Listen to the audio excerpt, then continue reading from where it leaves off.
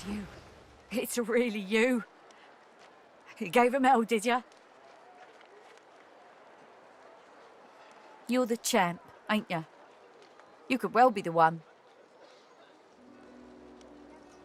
She looks around, checking for prying ears, and lowers her voice. It would mean everything.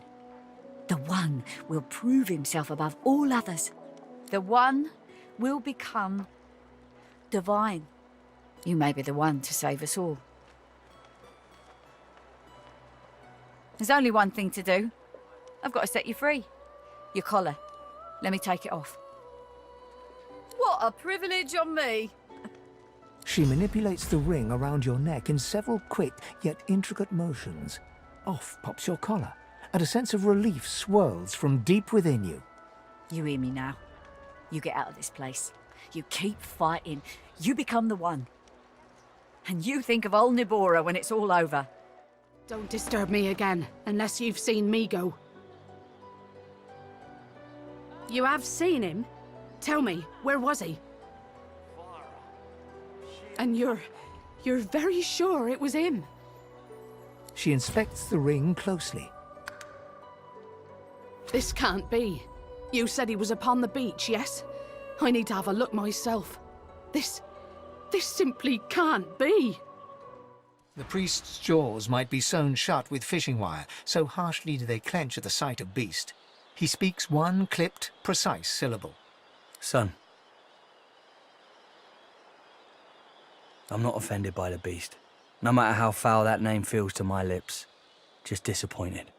He turns his attention to Beast himself, whose face looks oddly blank, given his usual rambunctious demeanour. Did you think your merry band could try to toss Justinia into the sea and the clouds will turn to rainbows?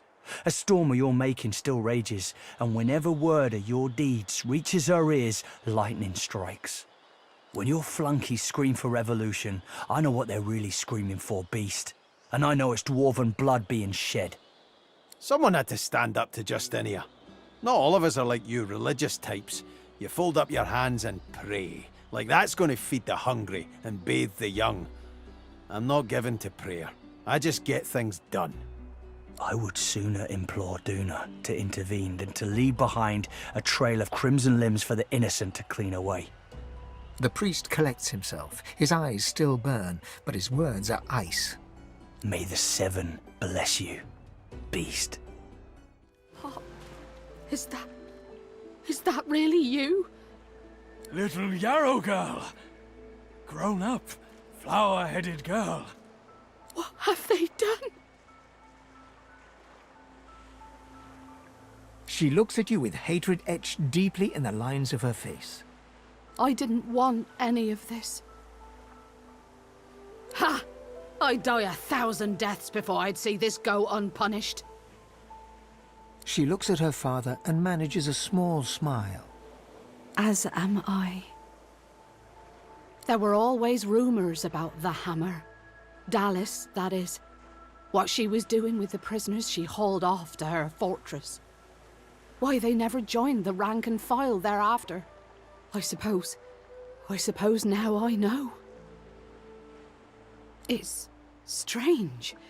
It almost reminds me of the creatures Dallas keeps at her side. Sometimes you hear a kind of muttering beneath their masks. She reaches out to touch her father's hand. He withdraws it quickly before remembering himself and reaching out to Yarrow again. I had no idea. What a fool I am. Wait, before you go, you've helped us a great deal today. Let me help you too. I have a little gold on me, and take this key. I'll show you where you can use it. It opens a door leading into the fort that may help you get out of this wretched place. It isn't too late for you. Not yet. You there. You've just arrived, isn't that right? Are you quite alone? It's just, I've a proposition. Something very worth knowing. But it's hardly a group affair. I only need one. In that case, listen up. You must think me mad to approach a stranger, but this camp is full of cowards and I'm running out of time. Fast. Too fast. Way too fast. I've been here a long time.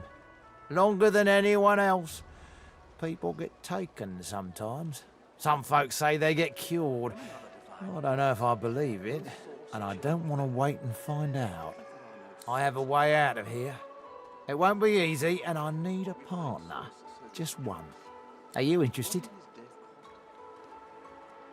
Believe whatever you want. This may be your only chance at leaving this place. Take it or don't. I didn't say this would be easy, nor did I say it held no risks. I do promise that if we succeed, we will walk free. Attaboy. Who wouldn't?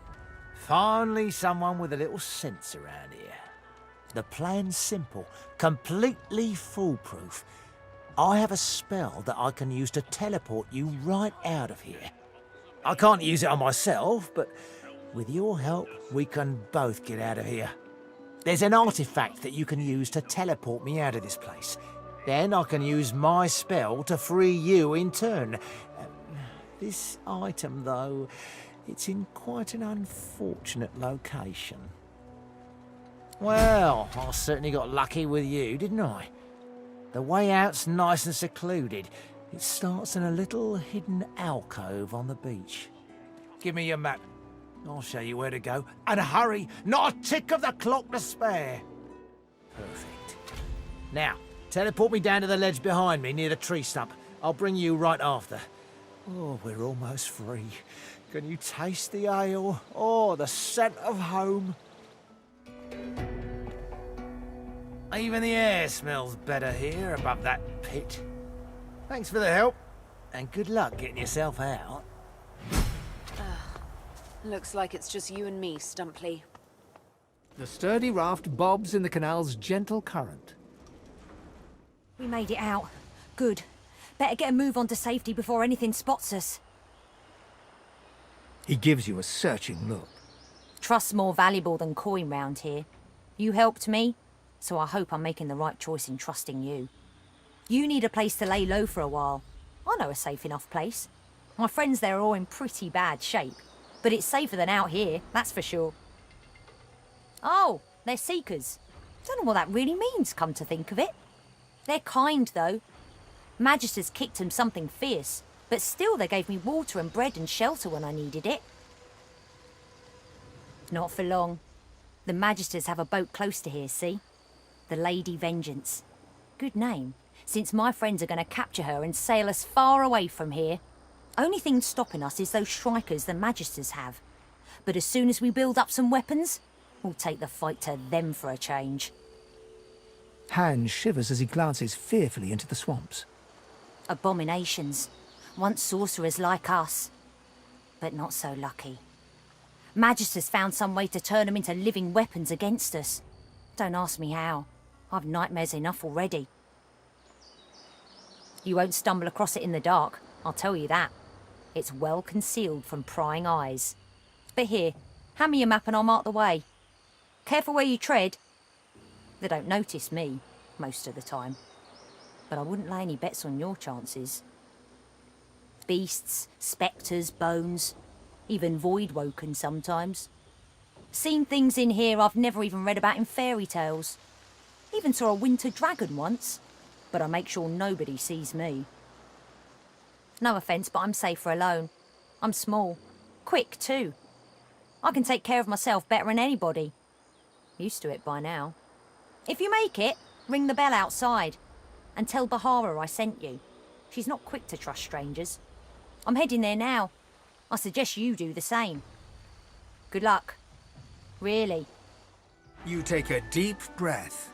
You have escaped Fort Joy at last.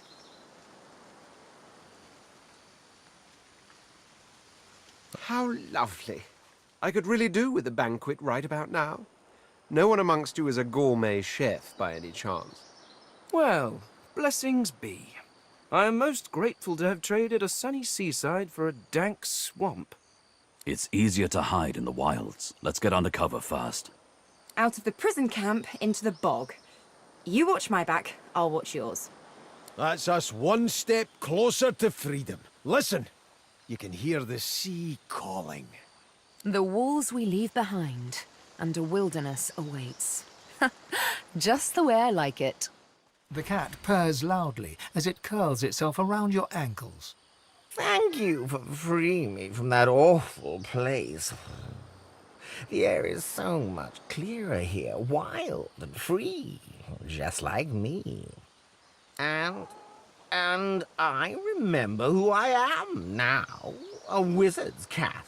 But the spell-flinging stinker left me behind, without as much as a look over his shoulder. Bah! It's as if I never made myself a bed on his bony legs, or never chased away the mice that'd bite through his books. Oh, so he is. I guarded his library like a griffin would a princess's bedchamber, and look where it got me. I can still hear him now, the crusty old cad. We had us a cruise and 6 days in the sun, but grave duty calls, so I have to run. Too dangerous, my charge, for you, dear old boy. Best you stay here in jolly Fort Joy.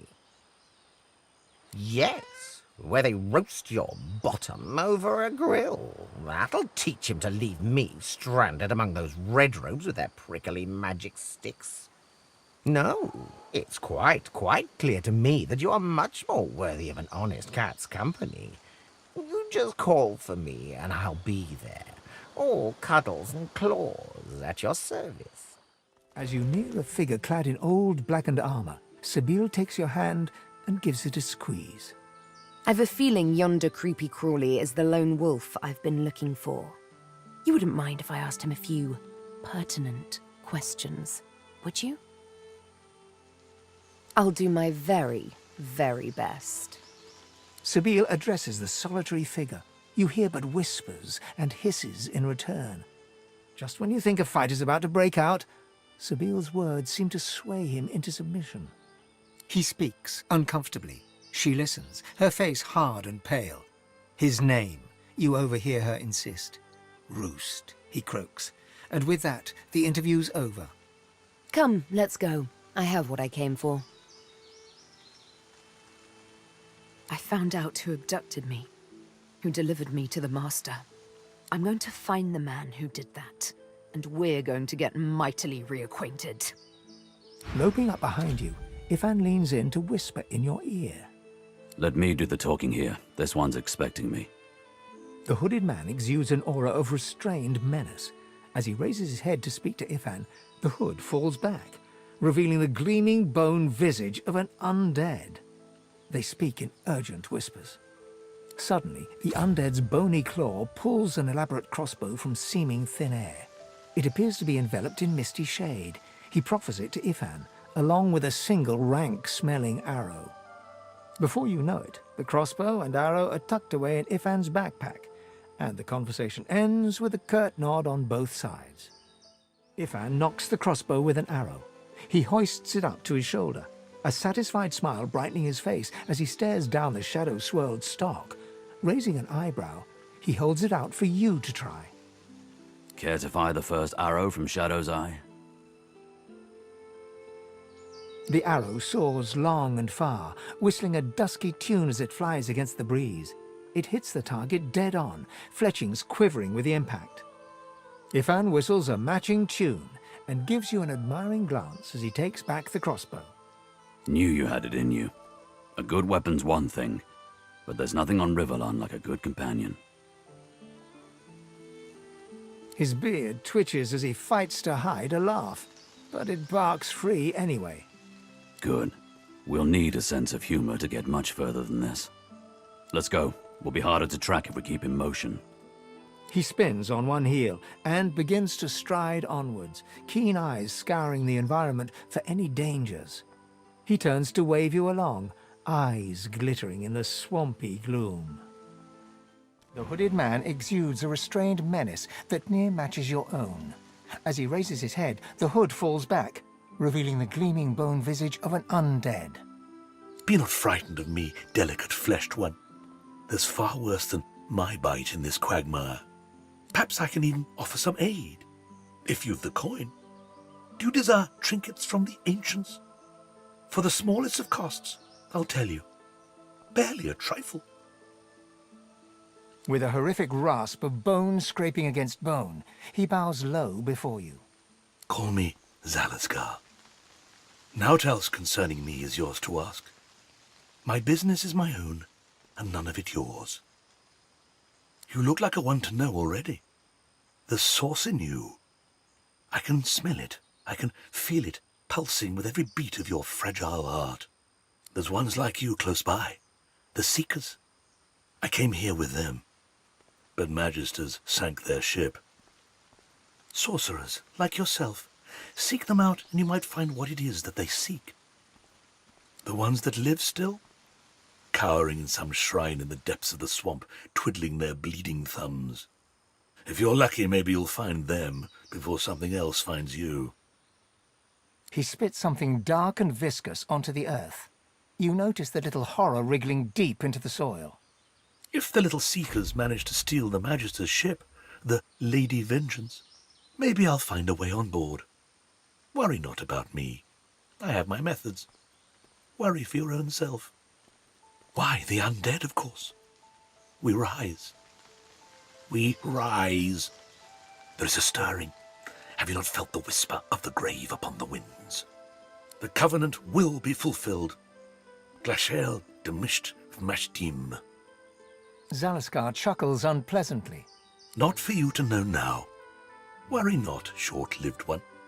Your fears are as useful as those of an ant astride a leaf perched atop a tidal wave. I only stock the best baubles, the choicest curios. Take a look. As you approach the woman, Thane gasps. You turn and see that he's fixated on her. It's her! The wrinkled human that stole my mask! Please, I must speak with her. The woman traces glyphs in the air, and you cringe, expecting a barrage of ice and fire. Instead, a bit of smoke sputters forth. She cries to the skies in frustration in a recognizable rail-thin rasp. My lord, I've loved you. I've obeyed you. What's my sin? How long must I suffer? She sees Fane approach and punches her fist in his direction. Her face flushes red. It's her, the one that destroyed the ship to Fort Joy. Her eyes flare with recognition. She demands to know who Fane is, what he is. No one should be able to craft something like his mask. Fane dances around her question and reverses it. Who is she? Who is this lord of hers? She does not seem eager to answer him either. The witch opens her mouth to speak, but something happens. Her face droops and her eyes turn black. Fane, the traitor shall be destroyed. Her eyes clear, and she turns her head to the heavens once more. I offer this sacrifice to you. Return me to your side. Make me whole. I must say, I was hoping to enjoy a smug advantage over everyone else. Lacking skin may make me a target for mortals, but I am mercifully immune to mosquitoes. However, they are infuriating when they get in one's skull. I can barely hear myself think. Well, of course it is. It was crafted with care. 100% ethically harvested from mortals, too. The quality is second to none. Oh, you simply wait until the creature is dead, preferably of natural causes. Although that does limit your choices somewhat. You may end up with quite a few sagging faces. I will never understand why you have so readily accepted aging, or digestion. They are frightful pastimes. Up to a point, certainly. They are frightfully loud, but the selection afterwards is quite good. The faces are often what you might call fixer-uppers, but they're young and quite serviceable, if you get them before the flies do. Poison is preferred, of course. No marks to the face, the subject can be of any age, and death is often quite peaceful. Not for them, of course, but it's significantly more relaxing for me. I fell victim to the enemy of all great minds. Fear. Fear of the unknown. Fear of change. These are the things that poison civilizations. I was on the cusp of a glorious breakthrough, but my king's fear held me back. I discovered a veil hanging across the universe, a barrier of pure source. It was amazing. The kind of discovery on which a civilization turns. Who knows what secrets may have been hidden behind that curtain? But my king forbade me from further investigation. Do you know, I never thought to ask, between him purging me and casting me into a traitor's tomb. What a foolish oversight! If only I'd had your prescience and curiosity, I could have saved myself centuries of pondering that very question. Well, certainly he was not pleased with my insistence that we investigate. But the king's word is law. Was law. But the reason I was purged was slightly less intellectual. After the king refused to let me investigate the veil, I brought the issue up with others. The Seven Lords. Beneath the king in authority, but far above me. I brought them my research. I showed them everything. I had hoped they would help me convince the king of his error, but before they or I could act, I was arrested and... well, my sentence was carried out. I mean, yes, I suppose you could have drained the power from it, but that would have weakened it significantly. It would be quite irresponsible. After all, the power of the thing is not the point. It hid something. Who knows what that might have been? The secrets to the universe could have lain behind that curtain. But I was not given the chance to find out. Now, I fear I never will. He ceased to be my king the moment he turned on me. I did nothing wrong. All I wanted was to further the knowledge of the Eternals. Who knows? Had I been allowed to continue my studies, perhaps I could have warded off whatever catastrophe befell them. The skeleton stands quietly for a moment. I'm not sure. Centuries in a tomb can warp one's memory. I remember the big things, of course. My library, my home, my king, my family. But the rest, it's all covered in a fog. And the more I see of this world, the thicker that fog seems to get. Once I would have boasted that it was the best form of government. Indeed, it was the only form of government we knew. Living forever under the rule of a wise king is one thing. But if that king should turn into a despot, if he should reject philosophy and the natural arts for the sake of power, well, I cannot imagine a worse torture. I was a scholar, researching the secrets of the universe. Had I been allowed to proceed, my people could have ascended to godhood as one. An entire race of deities, with a perfect understanding of the universe. It would have solved all of our problems. Indeed, you cannot. Nothing in this world compares to it. We crafted our homes from stone and crystal, using the power of the universe itself to keep them in place. Your people, on the other hand, seem quite content to sit about in smoking hovels, held together by straw and filth. It's a mercy I don't have a nose. I cannot imagine how you stand it. They came rather low in my life, alas. My wife and daughter always had to compete with my work for my attention, and my work was always stiff competition. They were often neglected. I wonder how many more years they spent neglected before. Well, before whatever happened, happened. Given enough time, I could walk from this island to the shore. But time is in short supply. I must procure a quick way off this island, and that means procuring a ship. Something which seems unlikely in the depths of this swamp. Perhaps we should explore the coast. Can you feel it, human? It is carrion and aromatic herbs, carried on the wind as one. Surely you sense it. You sense much, but you aren't attuned to the sin that pervades this place. Ashes and bone litter the island, but where death comes, life rises. Tell me, do you like roses? Apathy. A more dangerous attitude than pure malice. I fear my musings have taken up too much of your time already. I bid you farewell. I am not convinced, but I can tell you this. Move southeast and delve downward. There, find the blackest of roses. What happens then? I leave to you. Master! Master, wake up! Master, wake up! Bones! Attack Bones! Then Sorcerer! Flash! She ran! Bones gone! Master, sleep! Wake up soon! He might! Was dead! Ever? Ever?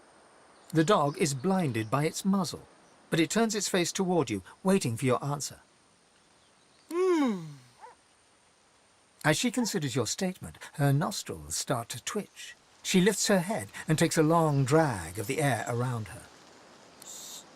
Sorcerer! You! Oh! Master! Wake up! Never ever! Never ever! No! Go! Please, Master! We leave corpses to warn you away, but still you intrude on our rest. Was I ever so stupid when I wore flesh? No matter, our master was clear. None shall pass. Oh, sweet thing, if you think I'll spill the tale just 'cause you asked, pretty, you'll be disappointed in this life and the next. She reaches for her weapon. Is that so? Well, why don't you give it over? Might be you'll walk out of this swamp after all. Oh, aye? And you'll say I've no choice but to bring you to him, safe as a midday moon, eh? She pulls her weapon from its sheath in a quick, fluid motion. If it helps, your death is one step closer to our freedom. The Master is very keen to see your kind dead. Yes, by all means, let us partake in the art of conversation. Oh, don't tell me you've never heard the stories. The tale of my birth has been a bedtime staple for years, a dinner party favourite. Cute. Very well then, listen closely. One day a red sun rose, turning the desert sands into a blood-coloured sea. When my mother, roused from dreams, beheld this crimson dawn, she knew the time had come and promptly gave birth to me. The sun rose to its zenith, but there settled, refused to descend towards the beckoning dusk. Instead, she hung there for 7 days and 7 bright, starless nights, so enamoured was she with her little red prince. Indeed, I've been a married man since the day I was born, for they call me the spouse of the sun. She who is all life and beauty, she whose colour I wear not in cloth, but in skin. Isn't it just? A beautiful, beautiful story. He laughs wryly, baring rows of shark-like teeth. There are those who believe that little legend, you know. I'm not one of them. To tell you the truth, I've no idea why I'm red, but I do fancy I was rather lucky to be born a prince. My heritage made people celebrate my uniqueness. Had I been common-born, they might have just drowned me in a well. Why, thank you. You'll find I don't live up to expectations with remarkable frequency. Case in point is that I have a high opinion of myself because of my unparalleled skills and intellect, not because of the bed I was born in. Though I won't go so far as to deny absolute wealth has its perks. Absolute power, for instance. No wonder I seek my way back to the throne. More glorious than you could ever imagine. More glorious than I wish to recall here. Ask me again once we escape, and I'll tell you tales that will last us 1,000 nights. Nothing's changed but for our surroundings. We're still on an island, in dire need of making for the mainland. Perhaps we simply ought to hug the coast in search of a ship. Of course, I'd much appreciate it if we managed to find Bahara first. A moment's pause. I had thought us too wicked for rest. So they are. My arms are gravestones, many a lost soul's last rest. One day I'll know who they were, the ones on my right arm. And one day, they'll all be dead, the ones on my left. They are the ones I was forced to kill. I don't know why. I can't recall. But I kept their names, and with their names, I will honor them. The Master. A lizard, but not any lizard. A spectre in the flesh, a man with no name. A darker shade in shadows. If he be a demon, as the frightened claim, I will be a demon hunter. If he be a god, as the cowering claim, I will be a godslayer. Until it is over, I will be nothing but vengeance. A day on the beach I'll be after.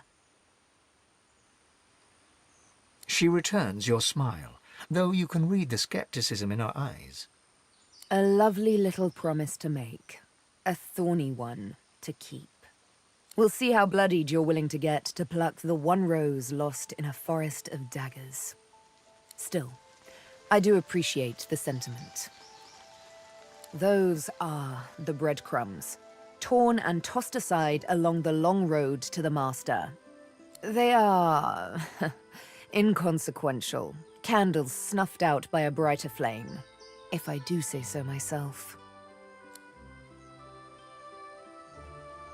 My, I did get you all worked up, didn't I? Afraid you won't be able to sleep tonight?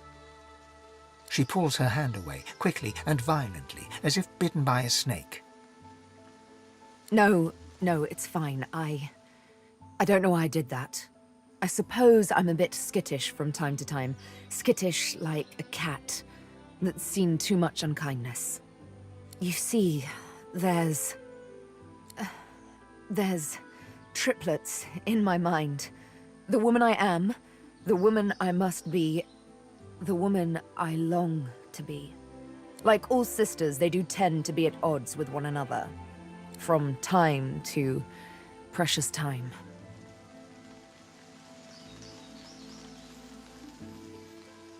To erase the past, I must do just that. Erase it. You can see what I can do. What comes as easily as a morning's yawn or a rush of blood in the presence of beauty. This, you must accept. Thank you. How romantic a concession, to let a woman kill when she so pleases. One of her eyebrows arcs, like a cat arching its back, ready to scratch. A touchy subject, I warn you. It didn't exactly feel like a kiss, but the true pain came after, when I lost all of my own volition. I served but the Master and none but he. Touchy subject, I did warn you. Sabine looks at the flask with surprise, but accepts it with a nod and takes a long draught. My word. Warms the heart and everything else besides. Thank you. I needed a bit of good cheer. So, cheers. And there goes the rest of your bottle.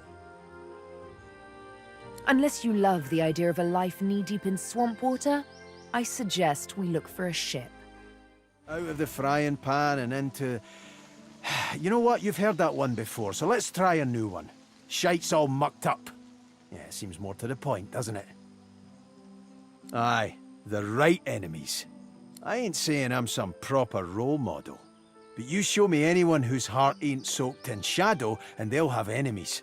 If you're light, the darkness is your enemy. If you're song, then it's silence. And if you're a free man or woman, then tyranny is your foe.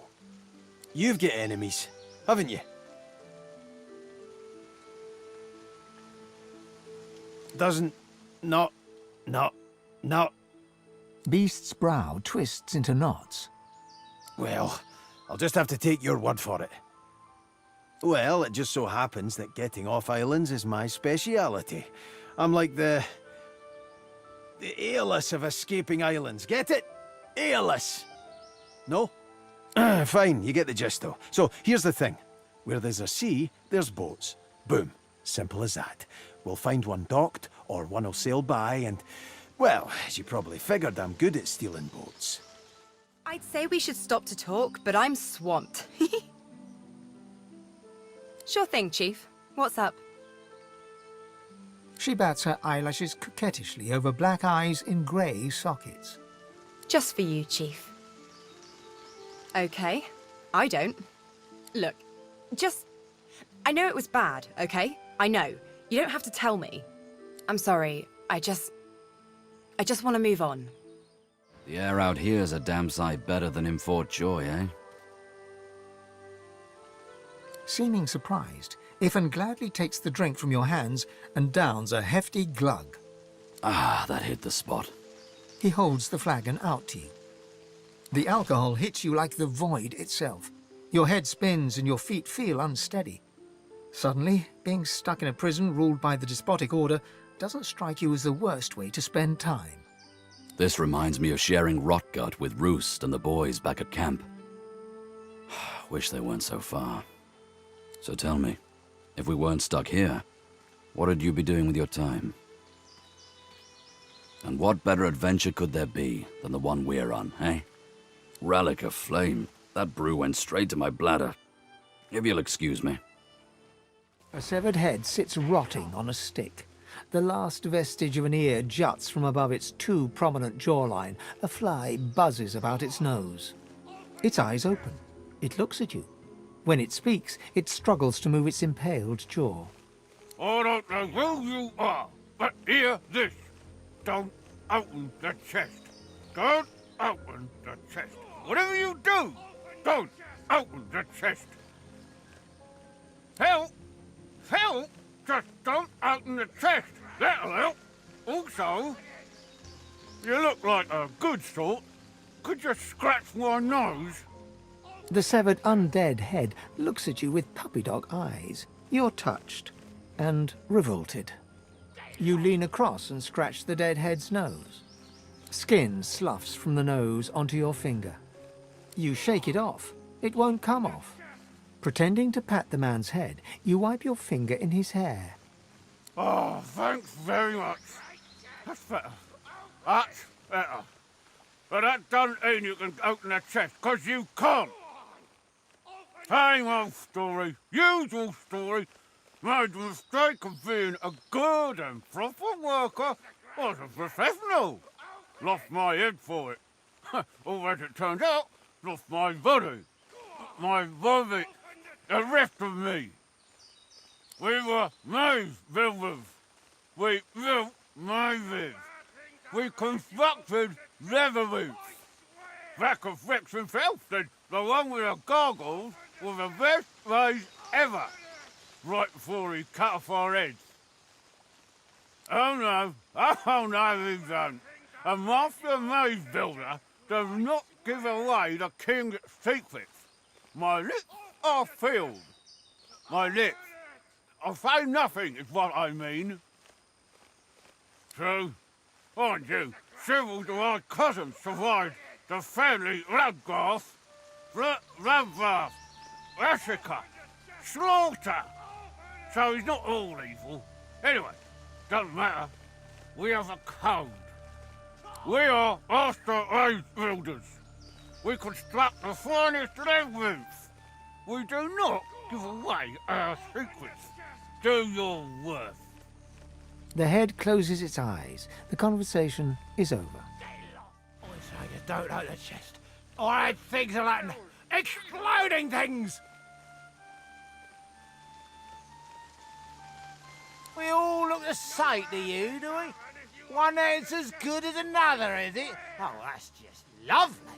Hope you're ashamed of yourself. No, don't hate things worse. Don't own the chest.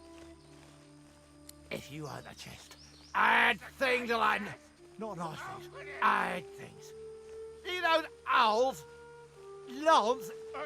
The flora all around, as I used to say. It'll go off. The head's eyes widen in horror. You wouldn't kill perfectly innocent heads like us just to see what's in a chest, would you? Oh, there's no honour at all. None at all. The head closes its eyes. The conversation is over. Bloodied and sad, a severed head sits on its stick. Its eyes snap open and dart from you to the nearest noxious bulb, and back to you again. Open the chest there! Go on! You know you want to! Open the chest! There's loot in it! Open the chest! Don't mind that idiot! Open the chest! He looks to the suspicious bulbs surrounding the chest, then back to you. He knows he's caught out. His lip quivers, wobbles, then he starts crying. The crying goes on for an uncomfortably long time. He recovers his composure, looks down at the earth before him, speaks quietly. It's just... I want to die! Can't die! Can't kill myself neither! If my mother could see me now, she'd be mortified! Hope glints in his eye. Just open the chest, that's all! Open the chest! I'm begging you! Stuff! There's stuff in the chest! Good stuff! Open the chest and find out, why don't you? Impatience flashes in his eyes and is gone. Stuff! You know, good stuff! Loot and that! Good things occur! Very good things! Just open the chest! He gives you a look that says, really? You went with that? He rolls his eyes. His look turns to one of contempt. He grits his teeth in anger. His look now carries pure hate. His eyes dart around, from grass to tree to sky, back to grass. He's pretending you aren't there. The severed head closes its eyes, pretends it's dead. You grin to yourself and turn away. The corpses of voidlings lie in heaps around you, a miasma of cursed fluid pooling at your feet. Those filthy beasts were like rats. A swarm most vile, but vanquished as a matter of course. If this is all the Void has to offer, we're bound to emerge victoriously. No worse than a death fog nightmare. Ichor and madness, and then it's all over. We can't get caught up in another battle like that. They're only getting worse. Well, that was fun. Could have gone a few more rounds myself. They came wave after wave after wave. Relentless. Jolly good fun, actually.